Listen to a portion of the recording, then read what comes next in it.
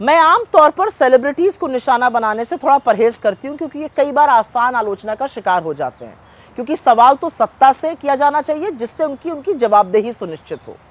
लेकिन जब ये सेलिब्रिटीज़ आरएसएस जैसी एक संस्था की तारीफों में पुल बांधते हैं जो मेरे देश में नफरत की आग फैलाती है, लोगों को बांटती है, आज़ादी में कोई योगदान नहीं करती, तो ज्वलंत मुद्दों पर इन सेलिब्रिटीज़ की चुप्पी पर सवाल उठते हैं।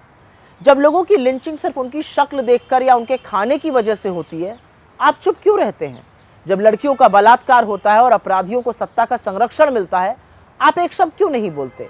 जब सर्वोच्च पदों पर बैठे लोग इस देश में हिंसा और नफरत को बढ़ावा देते हैं, संरक्षण देते हैं, तो आप चुप क्यों रह जाते हैं? जब किसानों को कुचला जाता है, तो आप बोलते क्यों नहीं हैं?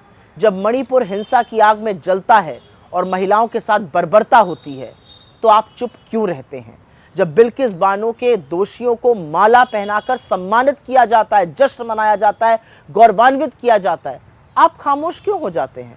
आसमान छूती महंगाई और पेट्रोल की कीमतों पर आपके वो भद्दे मजाक आखिर कहाँ चले गए? रुपया लगातार गिरता जा रहा है और आपको इससे कोई फर्क नहीं पड़ रहा। अब इस देश में गंदे पानी से लोगों की मौत हो रही है, पर आप नहीं बोलते हैं। जानलेवा प्रदूषण से आपको परेशानी ही नहीं लगती है।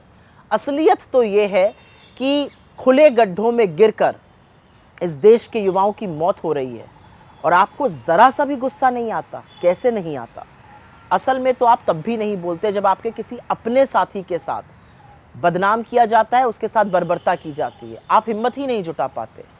तो अगर आप ज़रूरी ज्वलंत मुद्दों पर नहीं बोल सकते तो कम से कम उन लोगों का महिमा मंडन करना बंद कर दीजिए जो नफ़रत को बोते हैं, काटते हैं और उसका फ़ायदा उठाते हैं।